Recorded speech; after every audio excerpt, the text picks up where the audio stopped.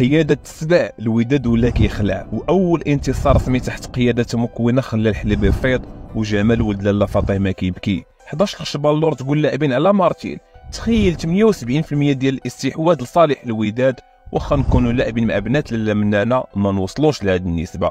الوداد يفوز على تطوان ويحقق اول انتصار واول 3 نقاط في سباق البطوله اللي غادي تكون صعيبه وشاقه هذا العام، خصوصا ان اي فريق لعبتي معاه كيبلاصي الطوبيس اللور تقول لاعب كونتر السيتي.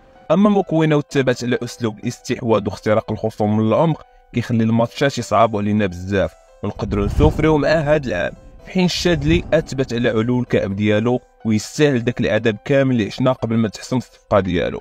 فقرة ما بعد المباراة غنهضروا على الماتش وكيفاش حققنا الفوز الصعب وشنو اللي خلى المباراة صعب علينا، مع تنقيط اللاعبين من موطي حتى الافا سونتر. خليكم معنا. اول شيء نبدا به هو التشكيل اللي قرر يدخل به الكوتش مكونه. موطع في الشبكه الدفاع حركاس والديراني، يمينا مفيد يسارا ناسيك، الميليو محروس زمراوي الساخي، الهجوم الشاد يمينا رايح يسارا مايلولا افا سونتر.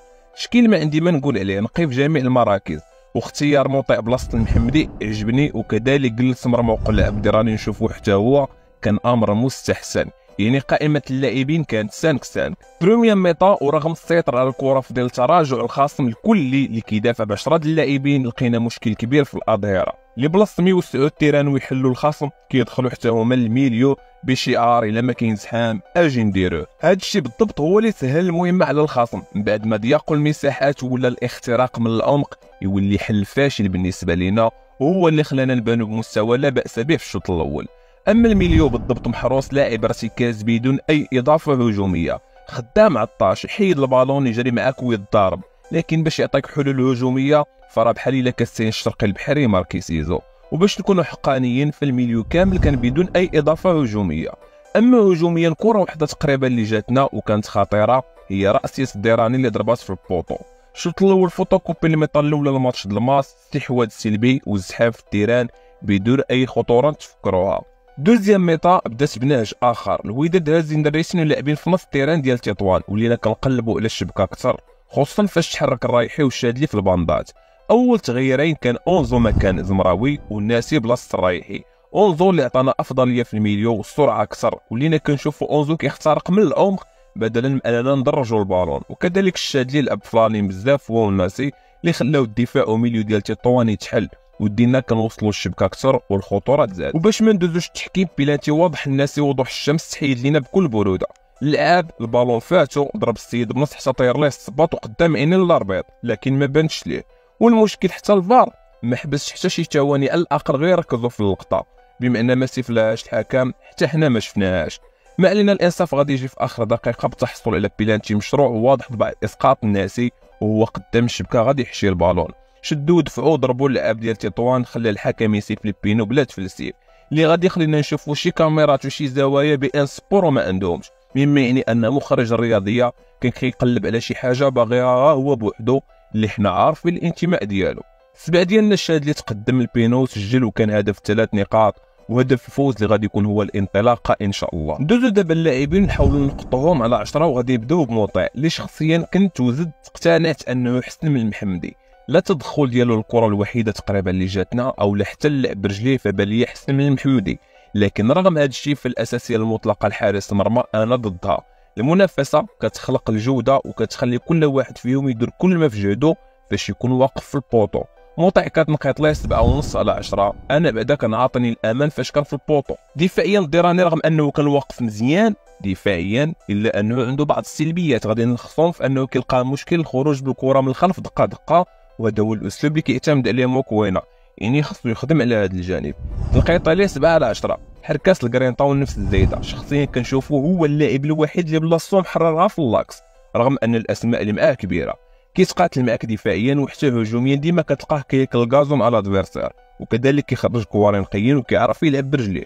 ولا كرين طبعا تحصل الوداد على بينو كتلخص كلشي، كتنقيط ليه 8 على 10. لي زارير كانوا الحلقه الاضعف وكانوا من الاسباب الاولى اللي خلاو الماتش يصعب علينا، كيف قلنا ان ما عرفتش واش تعليمات مكونه باش يدخلوا الميليو ولا غا هما كيهربوا من اللعب فلالين حيت كيطلب مجهود بدني كبير.